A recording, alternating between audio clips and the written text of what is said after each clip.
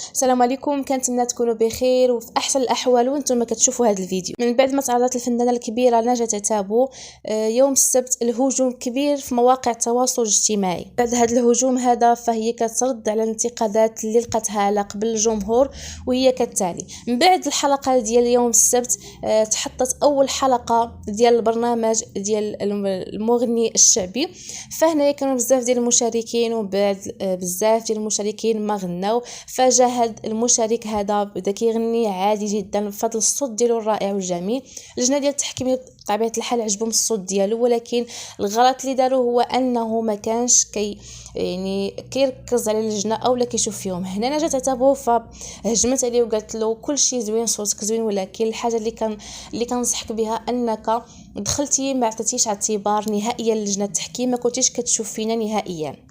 فهذا هو الكلام اللي وجهاته نجاة عتابو للمشارك. فهنايا المشارك تقبل النصيحه ديال نجاة عتابو، ولكن الجمهور ما عجبهمش الحال لانها هضرت معاه بقساوه وقصحت معاه الهضره. ولكن هنايا نجاة عتابو كترد على المنتقدين وكترد على الهجوم اللي كان عليها في السوشيال ميديا، وكتقول: برنامج النجم الشعبي فهو أمانة على عاتقي، فخاصنا نكونوا حقانيين، وخاصني نوضح للمتابعين أي أغلاط وخاصني نصححها ليهم، وفي بعض الحالات خاصني نكون صارمة باش المتابعين يكونوا ياخذوا النصيحة ديالنا بعين الاعتبار. بطبيعة الحال لأن الكلام ديالي اللي كنوجهه لهم فهم غادي ينفعوهم وغادي ياخذوه بعين الاعتبار. وكاين فرق بين الصرامة والقسوة، وهنا مازال تشوفوني بحلقات قادمة إن شاء الله غادي نكون صارمة أكثر، وهذا الشيء كامل على غيرتي وحبي لتراثنا والخوف ديالي عليه.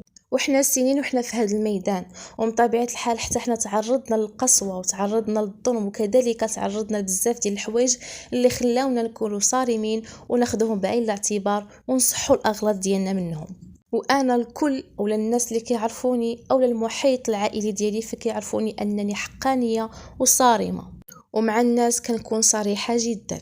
فبالنسبه للمتباري فعلا هو ما عطاناش قيمه وما شافش حتى فينا، فاللجنه كامله شافت هذا الشيء هذا، ولكن انا الوحيده اللي هضرت عليه. فمن طبيعه الحال هضرت وتكلمت بصراحه ديالي. فهنا اول من شروط الفنان النجاح ديالو فخاصو يكون تواضع جدا باش الناس يحبوه ويبقى دائما في هذا الميدان هذا. فهذا هو تعليقي، وكما كانش هذا الفنان اولا هذا المتباري موهوب ما غاديش نعطيوه صوتنا. فهذا هو التصريح اللي حطاته نجاة عتابو على قبل المتباري اللي تحطات فيديوهات ديالو متداوله ولي الناس شنو هجوم عليها. فكما كتشوفوا الفنان كياخذوا منه بزاف ديال الوقت باش ياخذ عبره وياخذ بزاف ديال المراحل في حياته. فهنا هذه النصيحه اللي عطات نجاة عتابو لجميع المتباريين. فكنتمنى الفيديو ديال هذا النهار ينال الاعجاب ديالكم، ما تبخلوش عليا بالتعاليق ديالكم وكذلك باللايكات ديالكم، واللي ما ابونيش في القناه يتابونا ويفعل زر الجرس باش يوصلكم اي جديد في القناه ان شاء الله.